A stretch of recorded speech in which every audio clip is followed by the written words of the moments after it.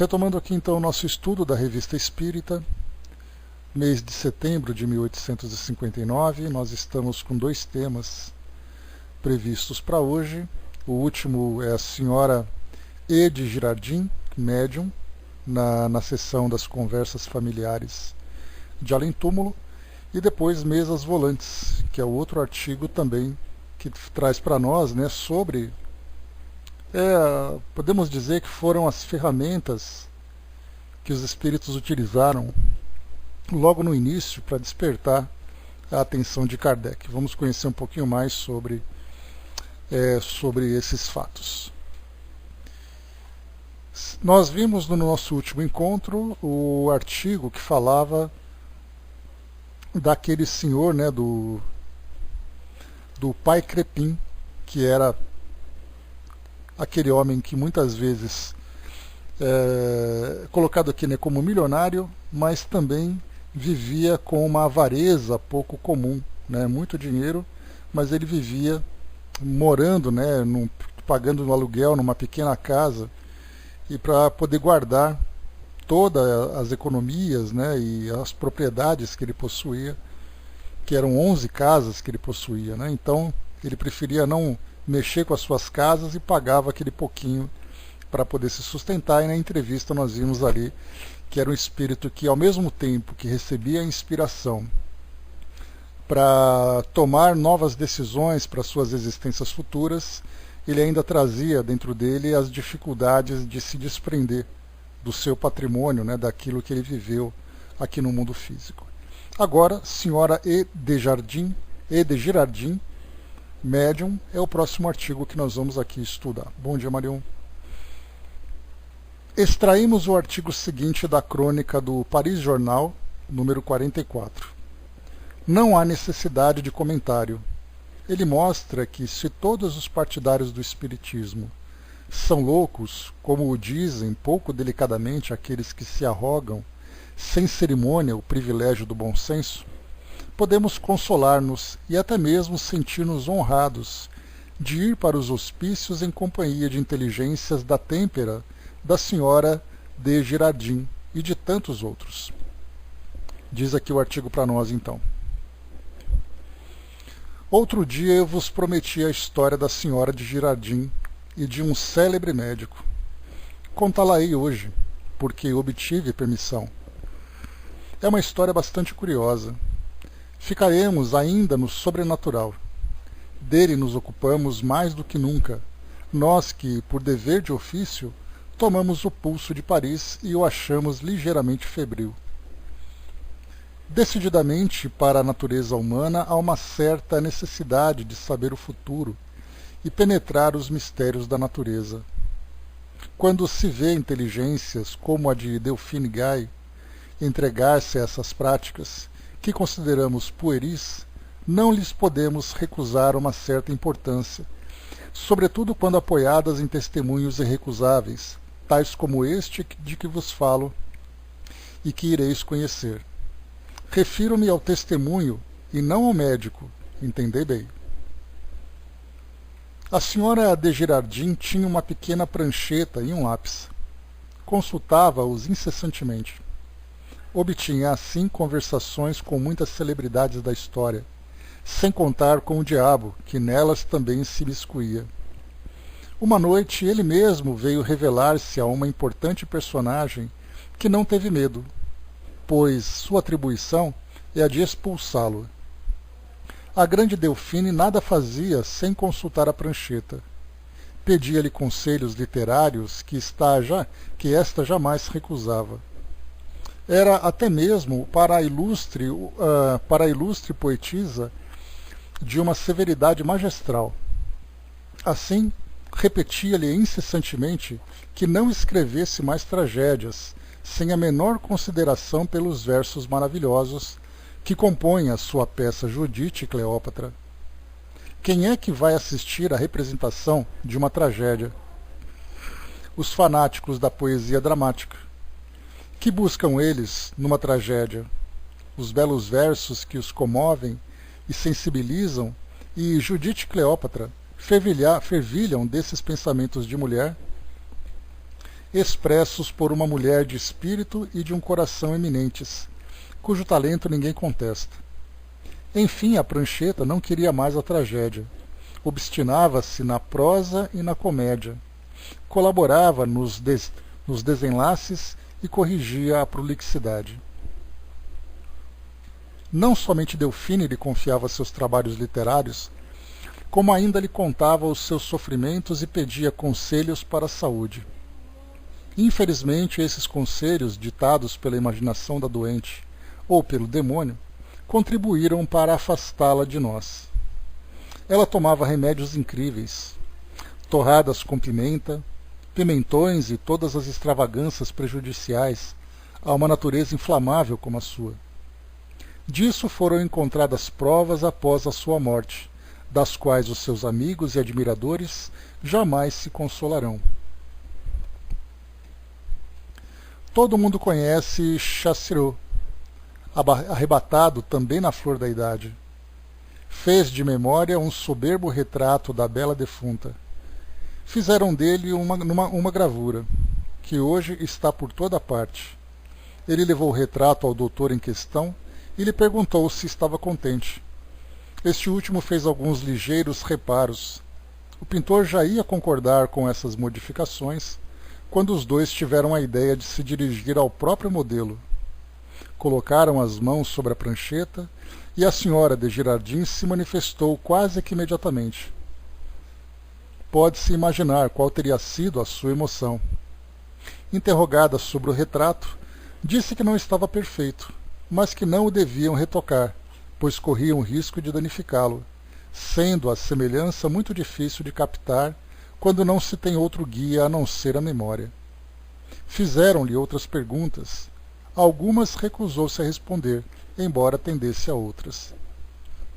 Aí que nós temos algumas perguntas que foram feitas, né? Perguntaram o lugar onde ela estava.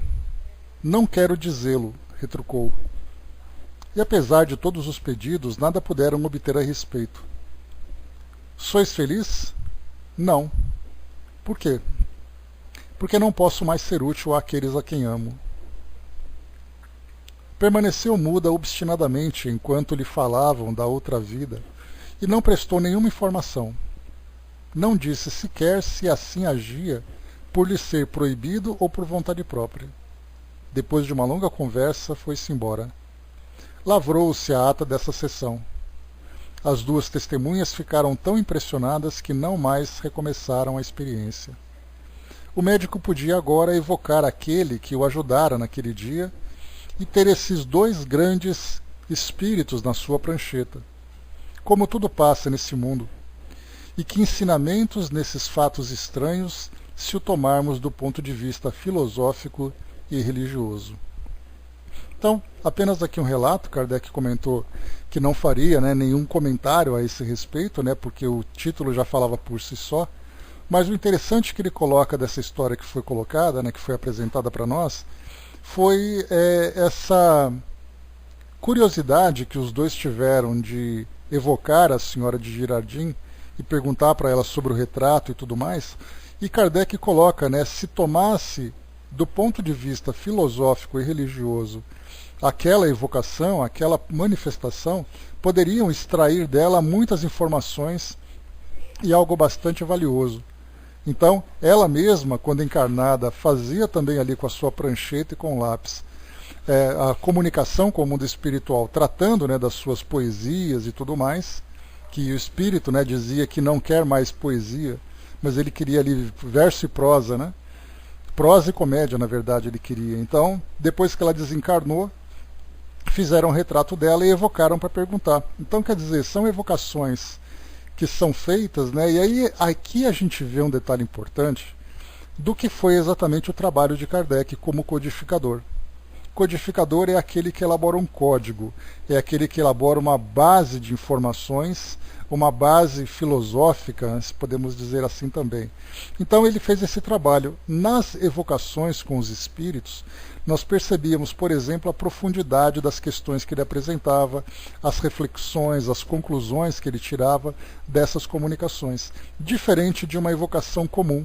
Muitas vezes um espírito responde às perguntas apenas para satisfação da curiosidade, mas sem uma linha de raciocínio que possa trazer informações que formem essa base legítima de conhecimento. Então, falar, por exemplo, que os espíritos no plano espiritual ficam então ali concentrados numa determinada esfera de ação, atraídos pela sua sintonia, pelas suas condições, e a partir dali então o espírito pode dizer quem ele é, qual é a sua nova condição, quais são as suas atividades, o que ele pensa a respeito daquilo que ele viveu e o seu pensamento atual. Então nós vemos que não são perguntas apenas curiosas. Claro que ele foi motivado pela curiosidade para poder elaborar essas questões, mas era uma curiosidade inteligente, diferente de uma curiosidade fútil, que geralmente é o que acontece quando nós vemos aqui. Por exemplo, esses dois amigos perguntavam sobre ela, sobre a vida dela, o que ela fazia, e não questões profundas como Kardec costumava apresentar nas suas entrevistas com os espíritos. Bom dia, Gilda. Então, fez aqui apenas esse comentário. O espírito falou muito pouco, né? Acabou não tendo ali grandes informações a serem tiradas dessa comunicação, mas valeu ali o fenômeno por si só. O próximo item que nós temos, as mesas volantes. O próximo artigo, né? Sob esse título encontramos o artigo seguinte na Ilustração, de 1853, precedido das indispensáveis anedotas, pelo que pedimos perdão aos nossos leitores. Então, ou seja, né, um veículo de comunicação que trazia essa nota a respeito dessas mesas volantes, dependendo do espírito do jornalista, né, do seu humor, da sua intenção, ele pode levar a sério, ele pode ridicularizar. E aqui Kardec coloca, né, as indispensáveis anedotas aqui. Vamos ver como as coisas acontecem. Diz aqui o artigo: ora, ora, trata-se das mesas girantes. Eis as mesas volantes. E não é de hoje que o fenômeno se produz. Existe há muitos anos. Onde, indagais? Palavra de honra que é um pouco longe. Na Sibéria. Um jornal russo, Severnava Plichela, que significa abelha do norte, em seu número 27 de abril último, contém a respeito um artigo do Sr.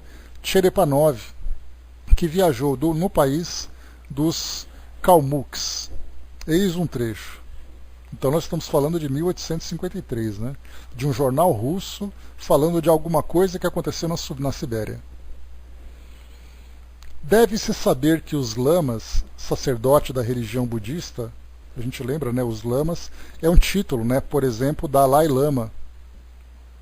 Então esse lama é um título religioso.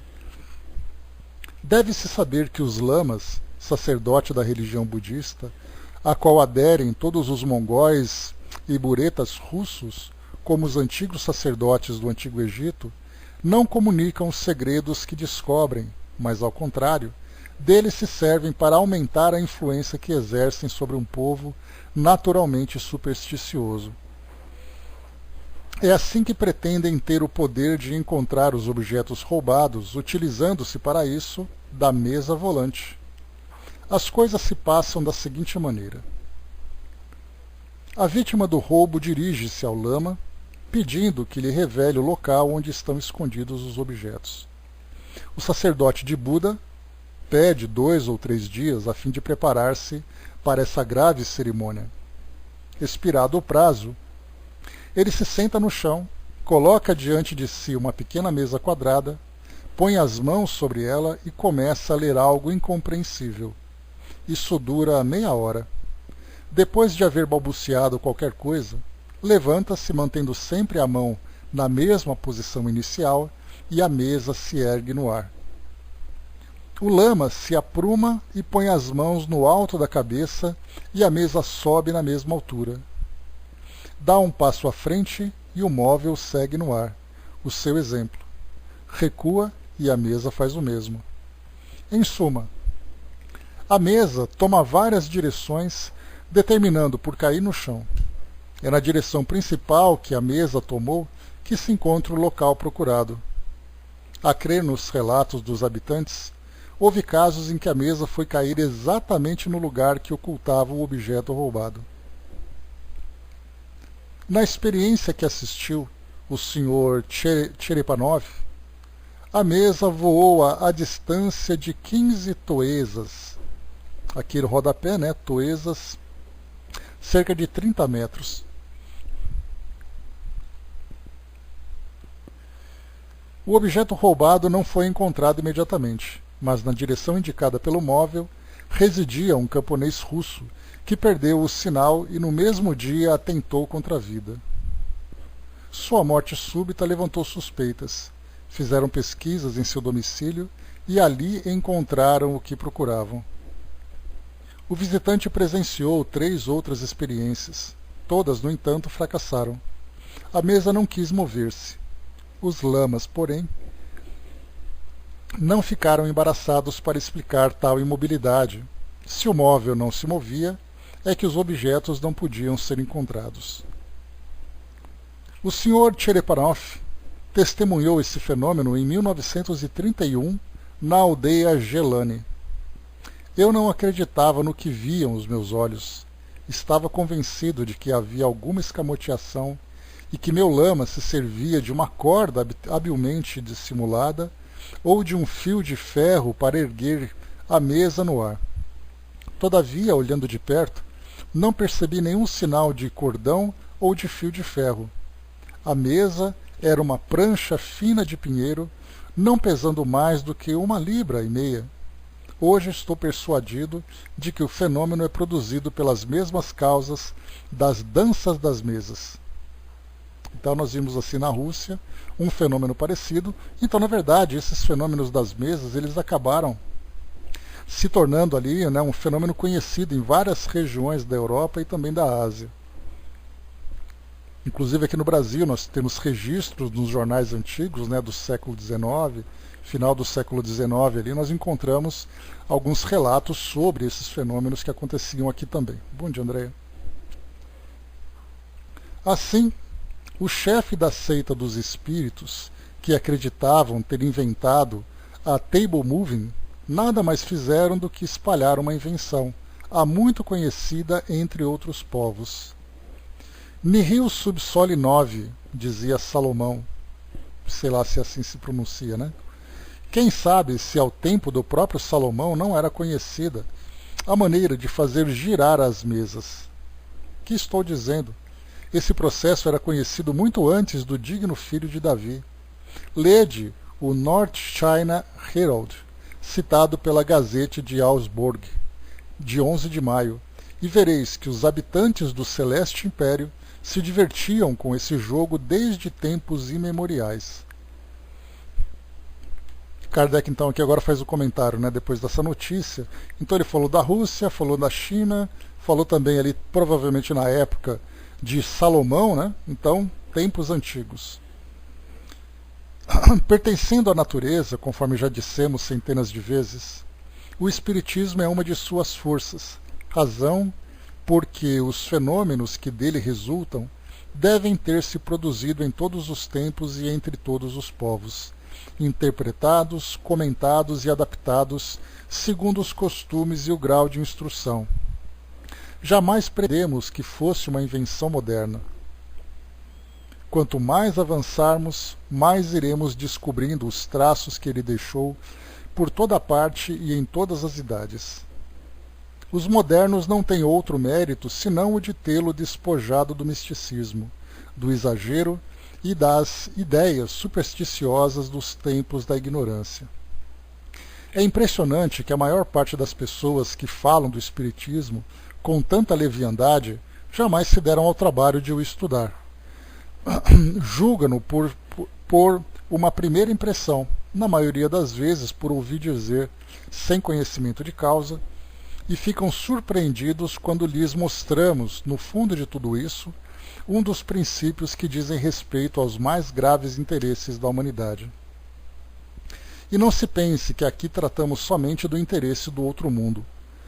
Todo aquele que não se detém na superfície vê sem dificuldade que ele toque em todas as questões vitais do mundo atual. Quem teria pensado outrora que uma rã, dançando num prato, ao contato de uma colher de prata, daria origem ao meio de nos comunicarmos, em alguns segundos, de um a outro extremo da Terra, dirigir o raio e produzir uma luz que revitaliza como a do sol. Paciência, senhores galhofeiros, de uma mesa que dança, poderá muito bem sair um gigante que porá de lado os zombadores. Na marcha em que vão as coisas, isso não começa mal. Assinatura aqui de Allan Kardec. Quando ele fala aqui sobre as rãs, né, então, as rãs dançantes, né, então na verdade ele fala sobre uma experiência que foi feita com Alexander Galvani, se eu não me engano é o nome dele, que era um italiano que fazia experiências com eletricidade. Então quando ele encostava ali os fios na perna de uma rã, essa perna se mexia, dando contrações. Isso, claro, naturalmente com a rã morta, né? Então, isso acabou trazendo ali a ideia da construção do telégrafo, né, dentre outras experiências do passado. Então, o que Kardec faz aqui nada mais é do que uma pequena refutação das críticas e comentários que faziam a respeito do Espiritismo, mostrando que a doutrina espírita se encontra nas leis da natureza e ela, na verdade, organiza esses fenômenos que sempre aconteceram na história da humanidade. Na verdade, eles sempre tiveram ali um peso de misticismo, um peso de milagre, um peso de sobrenatural, uma característica religiosa, digamos assim. E aí então a doutrina espírita veio e trouxe explicações que começavam então a revelar esses fenômenos agora por uma perspectiva mais científica, mais lógica, digamos assim. O Brás colocou, né, já imaginou você sentado em uma mesa e ela começa a pular sozinha? Pois é. Sozinha não foi, né, Brás? Mas, bastando ali provocar a contração, aí entenderam qual que era o fenômeno. Allan Kardec, então, assina aqui esse pequeno artigo. Acabando aqui o mês de outubro de 1859, vamos para o mês de novembro. E aqui, então, Kardec coloca no primeiro artigo, aqui a edição número 11, ano número 2. Deve-se publicar tudo quanto dizem os espíritos? Essa é uma pergunta bastante relevante, até mesmo para a atualidade, porque nós lembramos que hoje, para você publicar um livro, é muito fácil isso, né? Você tem editoras aí que fazem promoções, você tem inclusive editoras que fazem publicações conforme a demanda. Então você pede para que eles imprimam ali 50 livros e eles vão e imprimem 50 livros. Você não precisa ter mais aquele lote como se fazia antigamente. E eles oferecem ainda, né, uma editoração na capa e ainda um revisor como parte do pacote. Então é muito simples fazer tudo isso. E nós encontramos muitos médiums que recebem comunicações e acham que tem ali um grande valor, uma grande relevância aquela informação para que ela seja divulgada. Eis aí então o grande perigo, né? Porque nós lembramos que quando estudamos ali, né, aquele artigo do beletrista, lá no livro de Dona Ivone, no Devassando o Invisível, se eu não me engano, ou Recordações da Mediunidade, um dos dois, ele então queria de qualquer jeito contar uma história. Então, na verdade, é uma história como outra qualquer, que o espírito conta e ele acaba ganhando esse peso de sobrenatural exatamente por vir através da comunicação mediúnica. Mas Kardec já colocava essa questão, né, se nós devemos publicar tudo quanto dizem os espíritos. Então a pergunta é, basta um espírito dizer alguma coisa que isso torna para nós, né, toma para nós um peso de verdade? As informações que o espírito traz ali aquele grau de sabedoria característicos dos espíritos superiores que têm realmente alguma coisa para ensinar? Basta simplesmente eu ter uma história vinda do mundo espiritual e essa história traz ali o cunho de verdade? Eis aí a pergunta que se faz. Mas Kardec pergunta se nós devemos publicar tudo quanto os espíritos dizem. Essa questão nos foi dirigida por um de nossos correspondentes e a ela respondemos por meio de outra pergunta. Seria bom publicar tudo quanto dizem e pensam os homens? Quem quer que possua uma noção do espiritismo, por mais superficial que seja, sabe que o mundo invisível é composto de todos os que deixaram na Terra o envoltório físico. Entretanto, pelo fato de se haverem despojado do homem carnal, nem por isso os espíritos se revestiram da túnica dos anjos. Encontramo-los de todos os graus de conhecimento e de ignorância, de moralidade e de imoralidade. Eis o que não devemos perder de vista.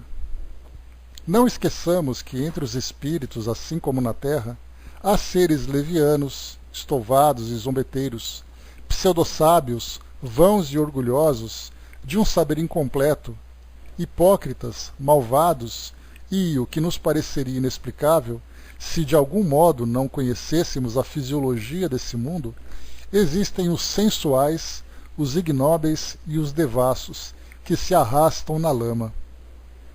Ao lado disso, tal como ocorre na Terra, temos seres bons, humanos, benevolentes, esclarecidos, de sublimes virtudes. Como, porém, no mundo não se encontra nem na primeira nem na última posição, embora mais vizinho da última do que da primeira, resulta que o mundo dos espíritos compreende seres mais avançados intelectual e moralmente que os nossos homens mais esclarecidos, e outros que ainda estão abaixo dos homens mais inferiores. Então aqui começa Kardec trazendo para nós ali, né, uma leitura do mundo espiritual, falando para nós sobre a qualidade dos espíritos que estão ligados aqui ao nosso mundo físico, né? Então ele coloca que entre os mundos mais elevados e os mundos mais inferiores, a Terra não é nenhum nem outro, mas ela está mais próxima dos inferiores do que dos superiores. E, portanto, né, os habitantes desse mundo são espíritos também que trazem ali, né, uma limitação intelectual e uma limitação moral também significativa. A Angelina colocou sobre as mistificações do Livro dos Médiuns, né, capítulo 27. Então depois a gente dá uma chegadinha lá para endossar esse trecho. E ele coloca mais ainda. Desde que esses seres têm um meio patente de comunicar-se com os homens, de exprimir os pensamentos por sinais inteligíveis, ou seja, né, seria ali o canal mediúnico, e esses sinais inteligíveis através da psicografia, através da própria psicofonia, né? Suas comunicações devem ser o reflexo de seus sentimentos, de suas qualidades ou de seus vícios.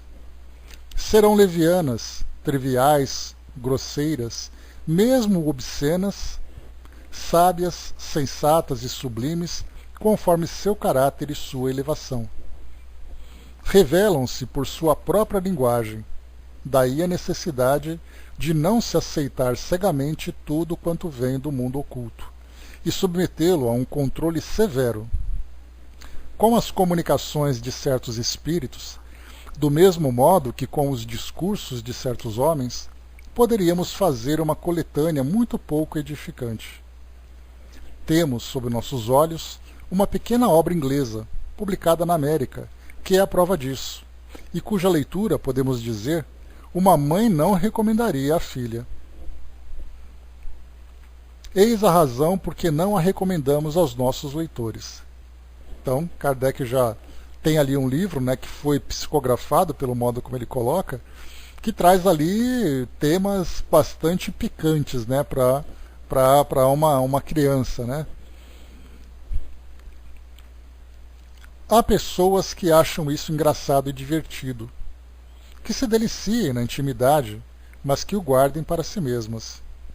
O que é ainda menos concebível é se vangloriarem de obter comunicações indecorosas.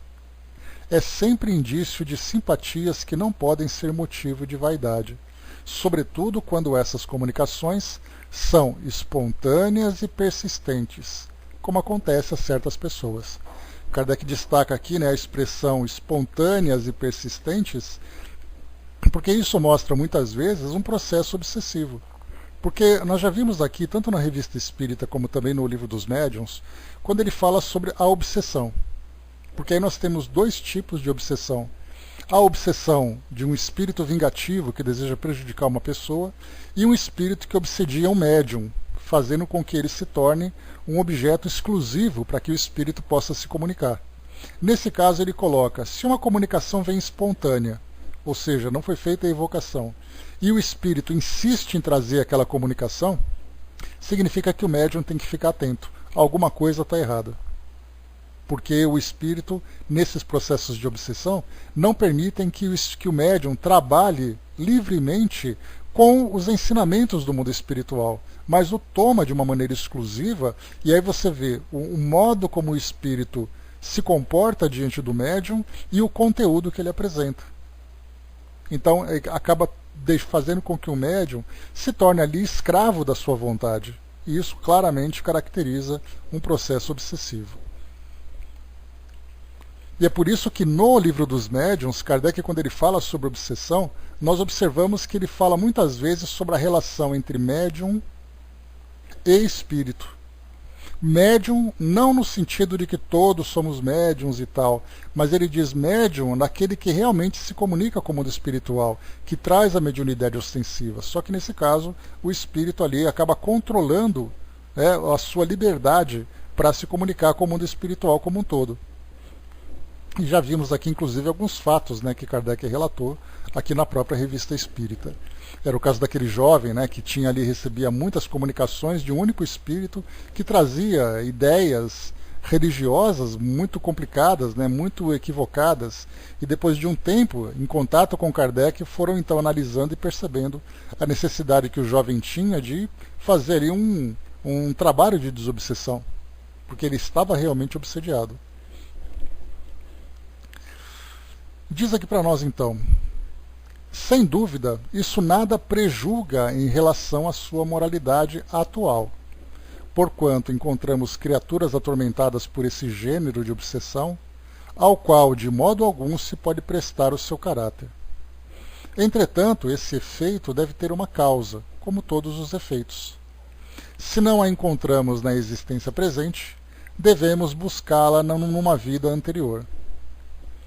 Se não estiver em nós, estará fora de nós, mas sempre nos achamos nessa situação por algum motivo, ainda que seja pela fraqueza de caráter.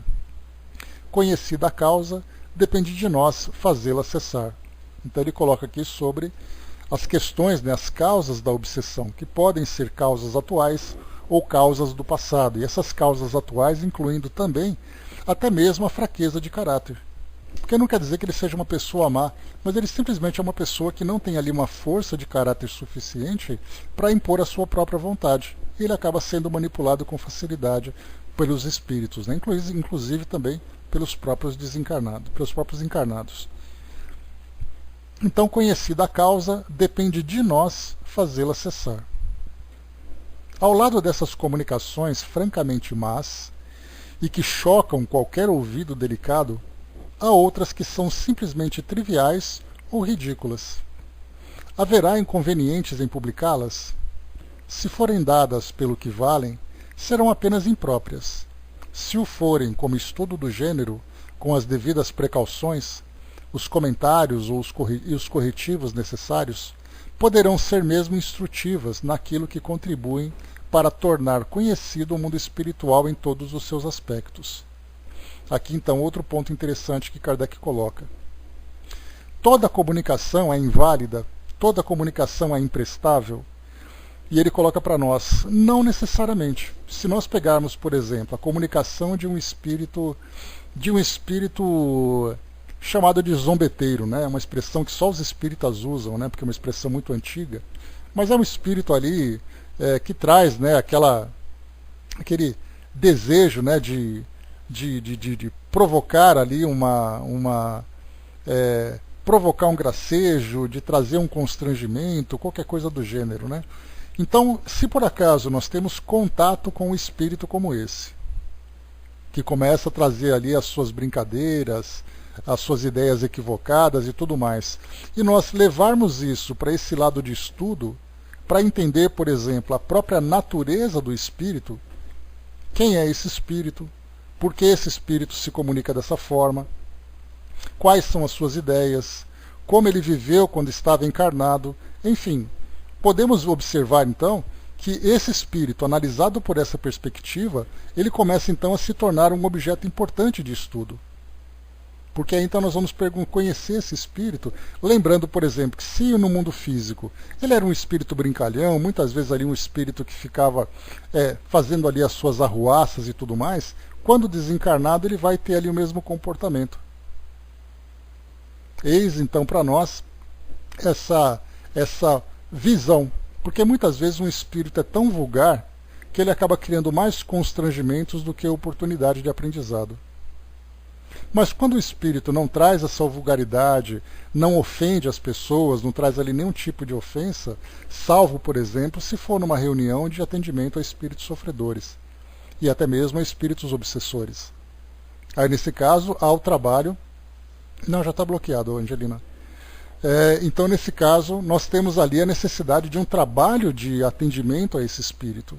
Mas numa comunicação qualquer que seja, um espírito que se comunica espontaneamente, conhecer a sua natureza, conhecer a sua personalidade, o seu conhecimento, para fazer com que o mundo espiritual seja compreendido e revelado através desse espírito, pelo menos na sua visão, é sem dúvida nenhuma algo bastante proveitoso.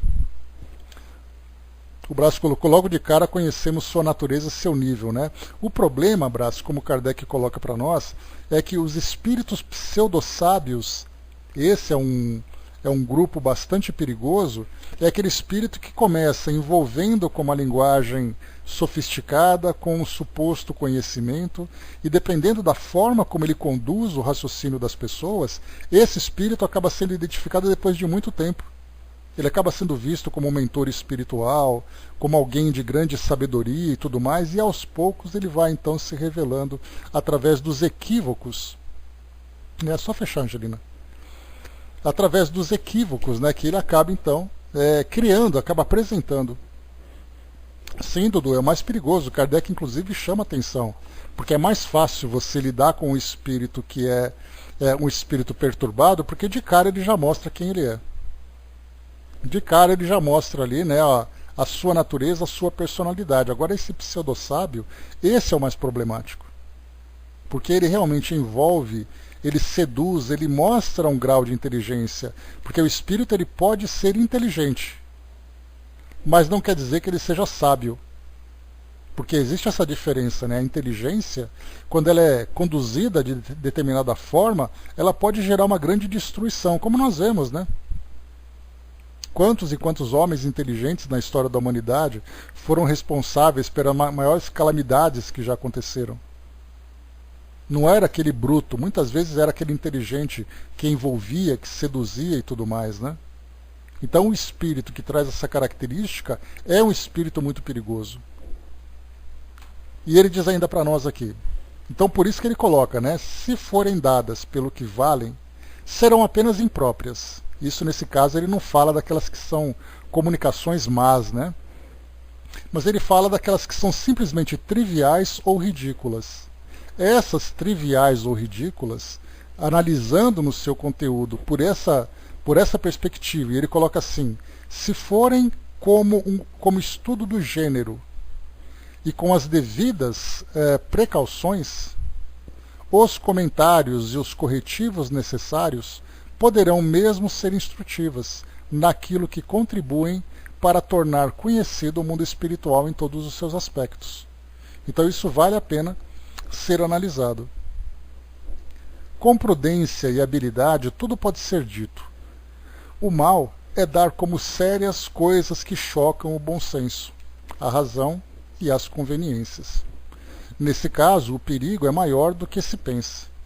Em primeiro lugar, essas publicações têm o inconveniente de induzir em erro as pessoas que não estão em condições de aprofundá-las nem de discernir o verdadeiro do falso, especialmente numa questão tão nova como o espiritismo.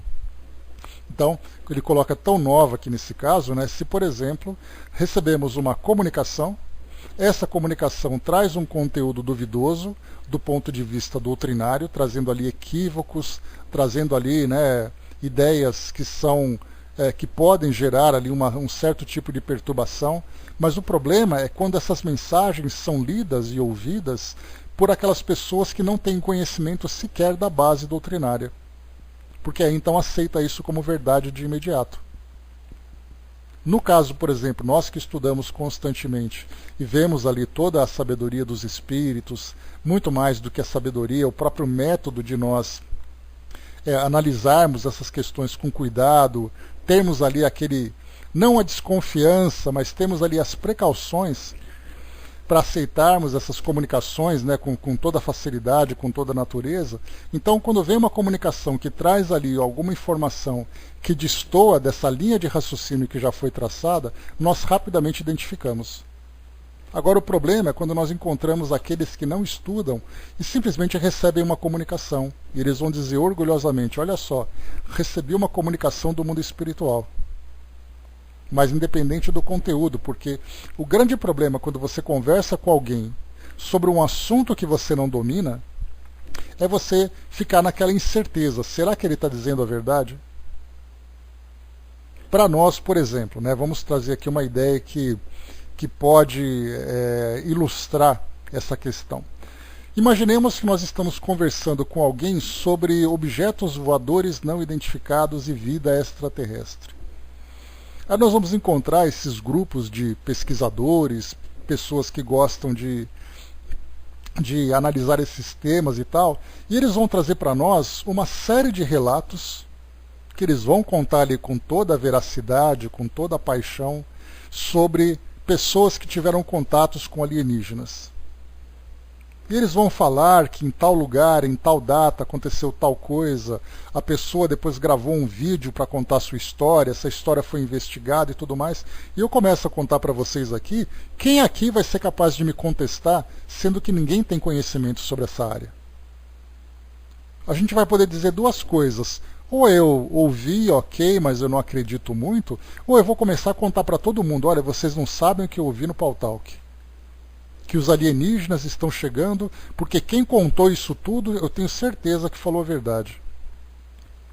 E aí então a gente fica nessa história. Como é que a gente vai confiar numa situação dessa, se o assunto não é dominado por nós? A mesma coisa acontece em temas relacionados com a doutrina espírita. Quando Kardec coloca que naquela época era uma coisa muito nova, era uma filosofia muito nova que vinha surgindo, e muitos espíritos se comunicavam com muitos grupos que faziam essas experimentações, muitas informações chegavam, e as pessoas simplesmente não tinham referência.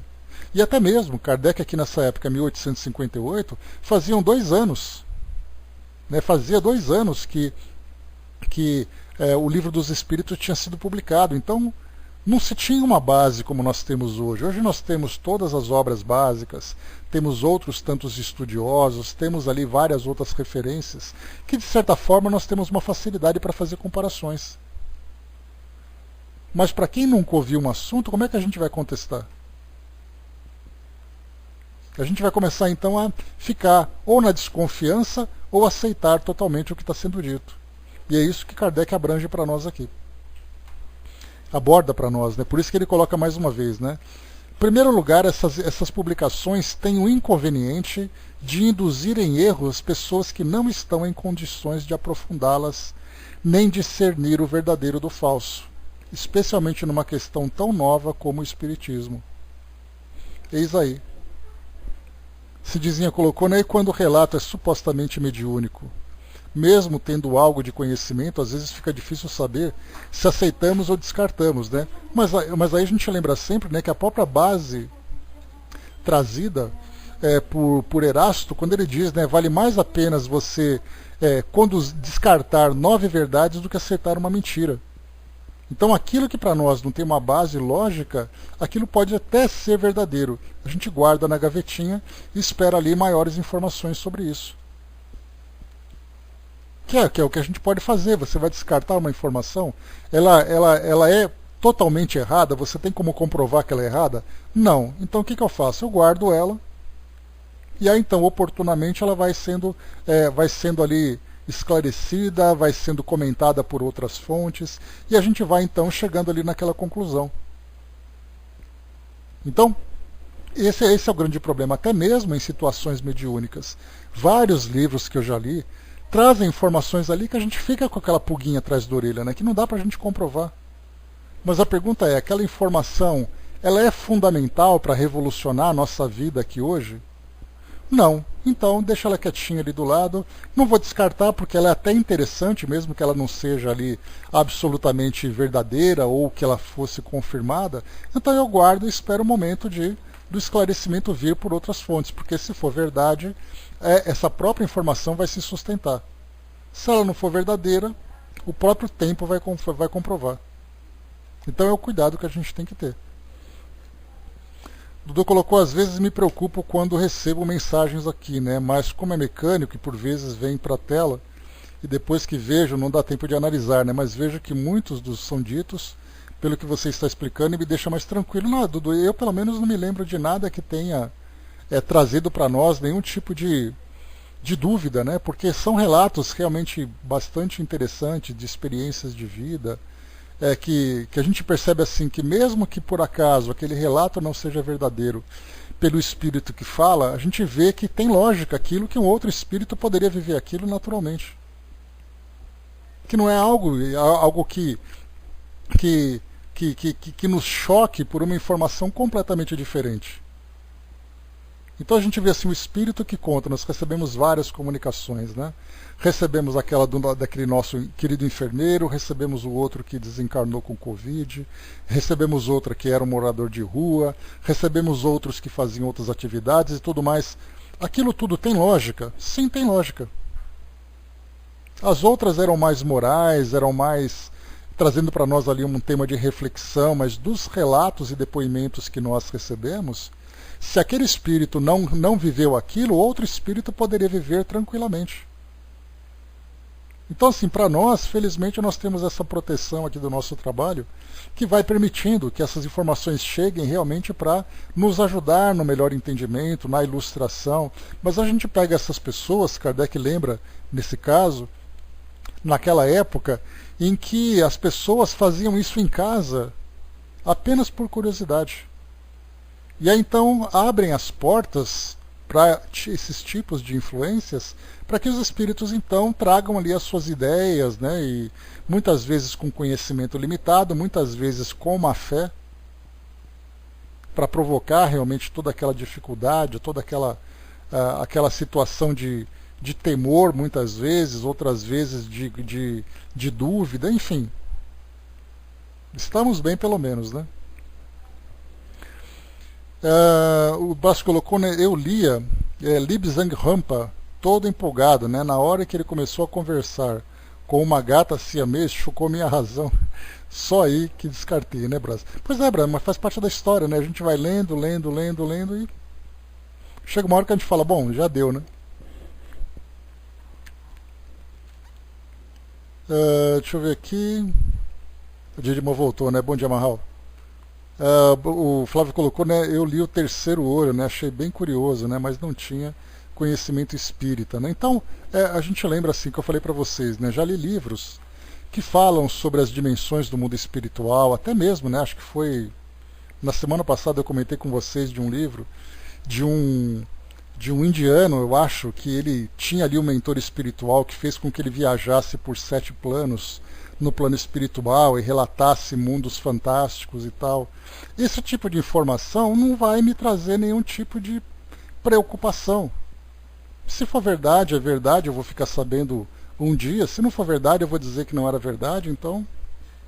Mas a gente tem métodos, né? A gente lembra, por exemplo, que os livros de André Luiz, quando eles foram publicados, até mesmo o Chico ficou na dúvida. E aí depois Emmanuel teve que dizer para ele, não, realmente é verdade esse livro, vamos seguir em frente e tudo mais. Aí vieram outros autores, vieram outras obras, trazendo ali ideias que a gente fica na dúvida em algumas situações, se é realmente assim que funciona, se não é assim que funciona, enfim, vamos lá, né? Quando assisti ao filme Horizonte Perdido, achei interessante a correlação Shangri-La do livro do Rampa, né? Então, também são descrições do mundo espiritual, né? Qual é a fonte verdadeira que nós vamos encontrar? Então nós temos ali várias fontes, vários médiums, fazendo ali o controle universal, e é assim que a gente vai formando a nossa opinião. O Brás lembrou também do espírito Lúcio, né, que se afastou da Zíbia. Os leitores perceberam. Nessa época eu já não lia mais, né, Brás? Então, eu lia bastante livros, muitos livros de Zíbia, né, mas depois eu parei de ler, então eu já não sei mais dessa fase de mudança. Muito bem, mas essa é a primeira parte que nós temos aqui. A grande dúvida, o abismo é muito interessante, é exatamente assim dizia, né? O abismo, ele conta a história de um espírito que faz uma viagem aos abismos do mundo espiritual, e lá ele encontra espíritos em formas diferentes, em ambientes diferentes, e curioso, tudo bem, é bem interessante, né? Quando eu li esse livro, ele me provocou, ele trouxe um impacto. Eu me lembro até que quando o espírito, depois daquela viagem toda que ele fez, ele voltou aqui para a superfície, ele descrevia que ele conseguia ver a luz do sol, que ele conseguia sentir aquele alívio e tudo mais. Esse alívio também eu sentia, porque é um livro denso. A mesma coisa acontece com o próprio Memórias de um Suicida também, que vai trazendo para nós esses relatos. Enfim, são livros que a gente vai lendo e tentando ver ali o que é plausível e o que não é plausível, o que eu posso aceitar agora, o que eu tenho que esperar um pouco mais para amadurecer. Então a gente vai, um depois do outro, e formando aqui as nossas ideias. E por isso que a base doutrinária para nós é importante. Muito mais, como eu falei para vocês, muito mais do que as informações que Kardec apresentou, mais importante do que isso é o método que ele utilizou para poder coletar essas informações. E se a gente aprende o método, qualquer livro que nós lemos vai ser submetido a esse mesmo método, quase que de uma forma automática. Aquela levantada na sobrancelha, será que é isso mesmo? Será que vale a pena? Será que não vale? E a gente começa então a questionar. E questionar faz parte do aprendizado também.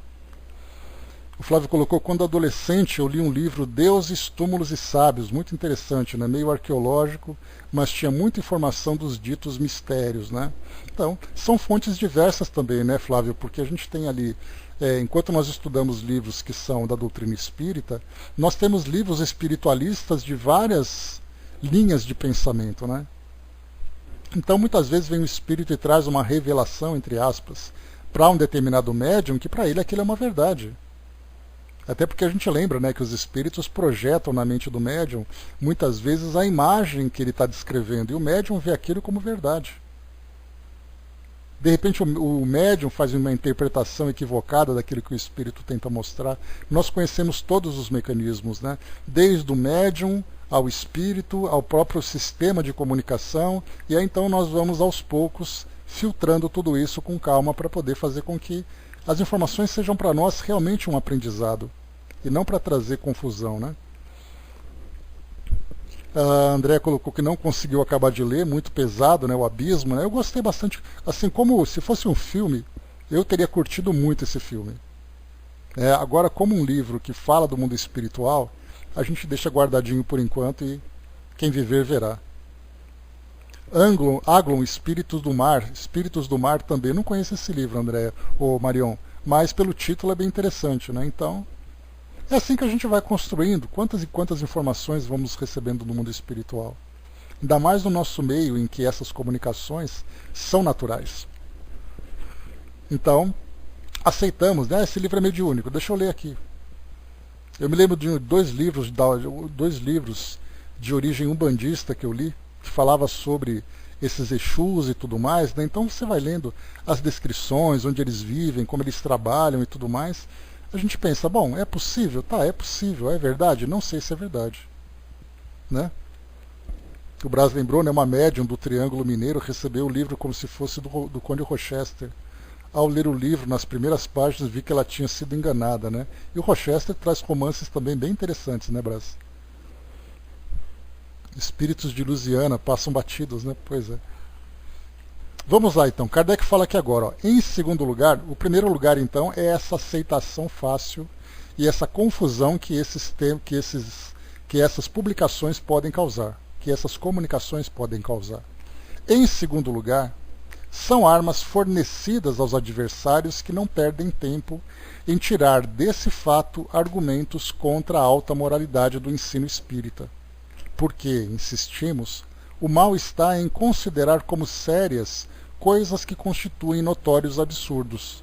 Então, por outro lado, tem assim também alguém que está interessado em conhecer o Espiritismo, em combater o Espiritismo, essas comunicações acabam sendo munição para atacar, porque você vai dizer assim, olha, isso aqui é um livro espírita. Vocês acreditam nisso daqui? Aí você vai ler, na verdade é um livro mediúnico, não um livro espírita. que tem uma diferença, mas para aquele que não conhece é a mesma coisa. O termo espírita do Ranieri, o Ranieri, eu acho que o Ranieri foi o espírito que trouxe o abismo. Eu acho que foi de Ranieri mesmo. Ele que trouxe o abismo. Isso mesmo. Eu acho que foi sim, né, Cindizinha? É isso mesmo. Então, assim, eu me lembro de ter visto lido um outro livro chamado... qual é o nome do livro? Sexo no Mundo Espiritual. Uma coisa assim, que fala de um vale. O nome do lugar era Vale das Insaciáveis, para vocês terem uma ideia, né? Porque aí te começa a aproveitar, por exemplo, né?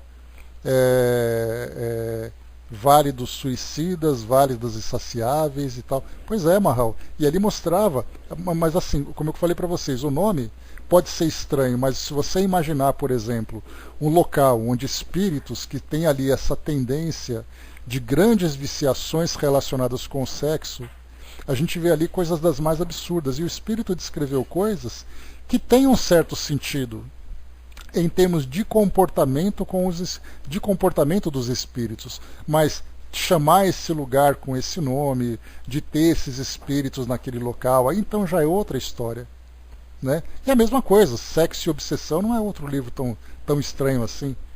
Quando a gente tem ali Manuel Filomeno de Miranda que fala sobre festivais carnavalescos no mundo espiritual, com carros alegóricos, espíritos deformados, trazendo toda essa visão de sexo dos mais pervertidos no plano espiritual, também para nós não é diferente. Então, nós temos livros de Manuel Filomeno que são bastante instrutivos, quando fala sobre processos obsessivos, mas esse em especial, Sexo e Obsessão, é um livro também que levanta essa dúvida, né? Poxa, mas será que é assim mesmo?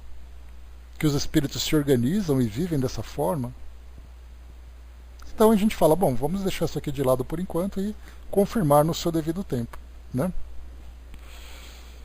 O Ranieri é o médium do espírito André Luiz, né? Então esse livro foi de André Luiz, né, Cindizinho, se não me engano. Mas aí a gente vê aquela coisa, né? Você receber um livro do Chico, pelo Chico de André Luiz é uma coisa, né? Quando você pega um outro médium para falar do mesmo espírito, já é outra, então fica naquela dúvida, né? Quando o médium trouxe um livro de passarinhos chocando no além, chocou muito depois que eu vi No Fundo da Razão, né? Pois é. Tem também ali, né, um livro do Bacelli que fala sobre gatos nascendo no plano espiritual e tal. Então, não é aquela coisa assim, isso é mentira?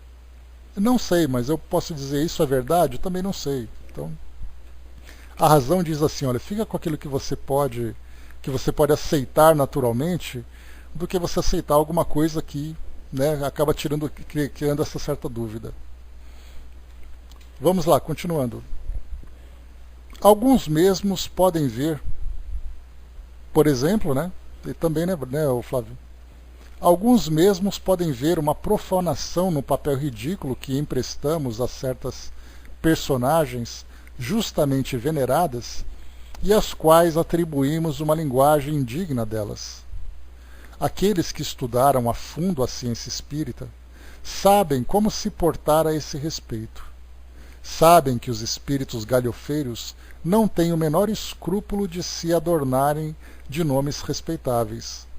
Mas sabem também que esses espíritos não abusam senão daqueles que gostam de se deixar abusar, e que não sabem ou não querem desmascarar as suas astúcias pelos meios de controle que conhecemos. Então, os meios de controle que nós temos aqui, né, a informação comprovada por outros espíritos, com outros médiums trazendo as mesmas informações. Então, esse é o método. Então, na verdade, esses romances que nós vemos hoje, a dificuldade dele é porque ele vem um romance pronto, uma história inteira pronta, vinda de um único espírito, de um único médium. E aí acaba criando para nós uma grande dúvida. Né, Simone, bom dia. E ele coloca ainda, o público que ignora isso vê apenas um absurdo oferecido seriamente à sua admiração, o que faz com que se diga, se todos os espíritas são assim, merecem o epíteto como que foram agraciados. Sem sombra de dúvida, esse julgamento não pode ser levado em consideração. vós os acusais com justa razão de leviandade. Dizei a eles, estudai o assunto, e não examineis apenas uma face da moeda. Entretanto, há tantas pessoas que julgam a priori, sem se darem ao trabalho de virar a folha, sobretudo quando falta boa vontade, que é necessário evitar tudo quanto possa dar motivos a decisões precipitadas. Porquanto, se a má vontade vier juntar-se à malevolência, o que é muito comum, ficarão encantadas de encontrar o que criticar. Então, duas somas, né? Dois elementos para serem somados. A má vontade, aquele que já olha com o espírito de crítica, e mais a maldade de querer fazer com que aquela filosofia, por exemplo, no caso da doutrina espírita, seja rebaixada aos seus olhos e aos olhos daquele que ouve. Mais tarde, diz aqui o artigo, quando o espírito estiver mais vulgarizado, mais conhecido e compreendido pelas massas, essas publicações não terão maior influência do que hoje teria um livro que encerasse heresias científicas. Então, Kardec coloca aqui quase que uma profecia, né? Quando o espiritismo estiver mais vulgarizado, ou seja, mais popularizado, mais conhecido e compreendido pelas massas, essas publicações não terão maior influência do que hoje teria um livro que encerasse heresias científicas. Então, é exatamente a realidade que nós vivemos hoje. A doutrina espírita muito mais difundida, muito mais conhecida aqui no nosso meio, ainda, claro, muito necessitada, né, de maior espaço, de maior conhecimento, né, mas hoje já é muito mais fácil para nós. Até pela quantidade de fontes de informação que nós temos hoje, né? Até lá, nunca seria demasiada a circunspecção, visto haver comunicações que podem prejudicar essencialmente a causa que querem defender, em intensidade superior aos ataques grosseiros e às injúrias de certos adversários. Se algumas forem feitas com tal objetivo, não alcançariam melhor êxito. O erro de certos autores é escrever sobre um assunto antes de tê-lo aprofundado suficientemente, dando lugar, desse modo, a uma crítica fundamentada. Queixam-se do julgamento temerário de seus antagonistas, sem se darem conta de que muitas vezes são eles mesmos que exibem uma falha da couraça. Aliás, malgrado todas as precauções, seria presunção julgarem-se ao abrigo de toda a crítica. Primeiro, porque é impossível contentar a todo mundo.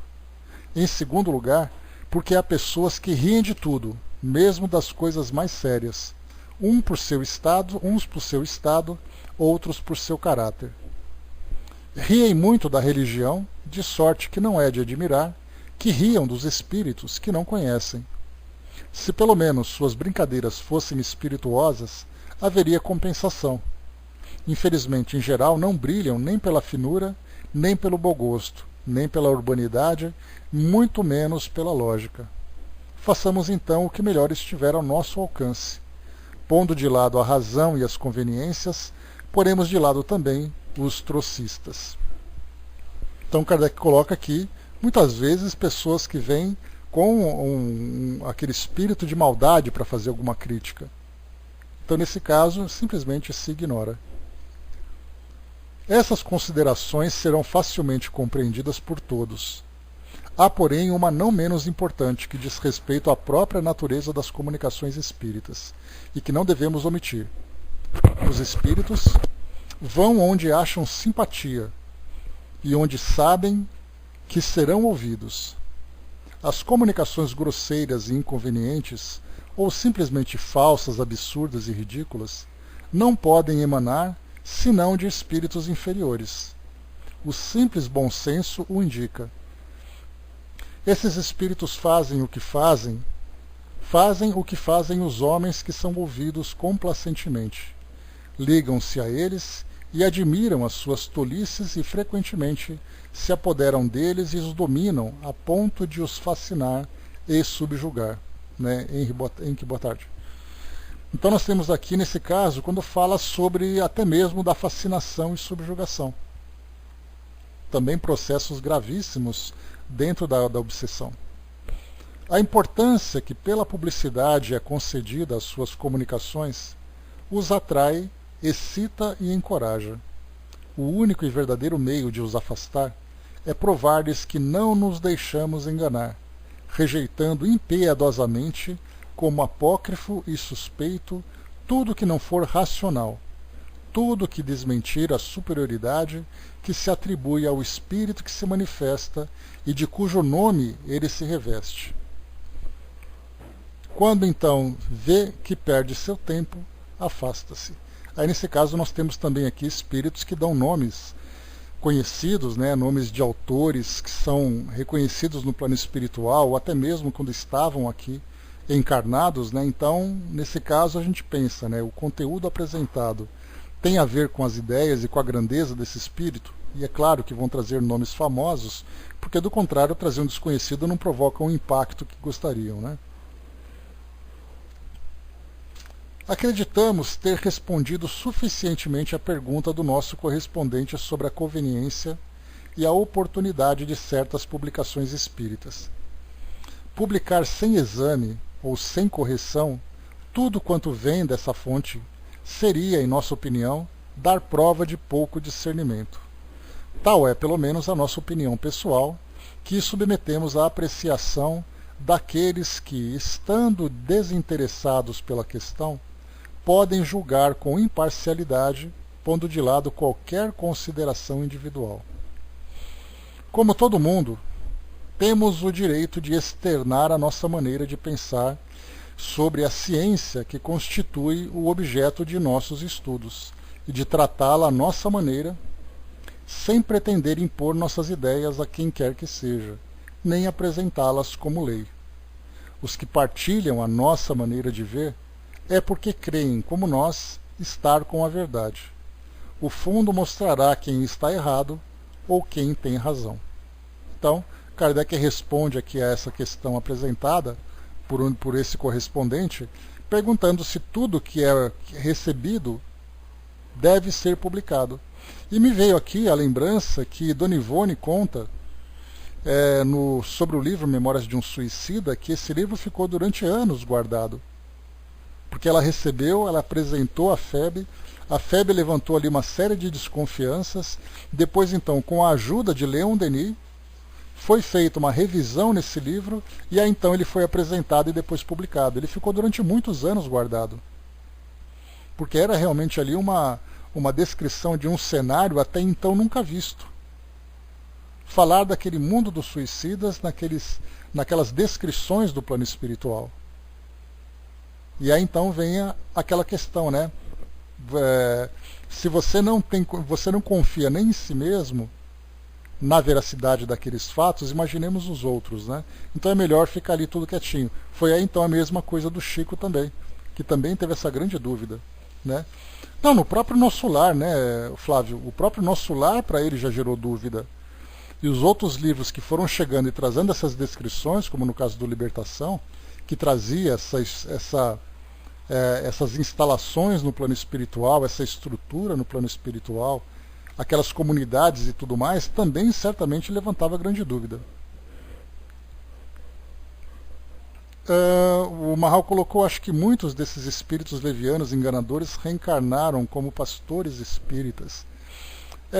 Não necessariamente como espíritas, né, Marral, mas também de várias outras filosofias, porque a gente lembra que muitas vezes esses relatos não dizem respeito ao mundo espiritual, mas muitas vezes vieram com textos religiosos, né? Então, assim, nesses textos religiosos, falando sobre interpretações bíblicas, interpretações evangélicas, né? Enfim, são temas diversos que chegam no plano espiritual.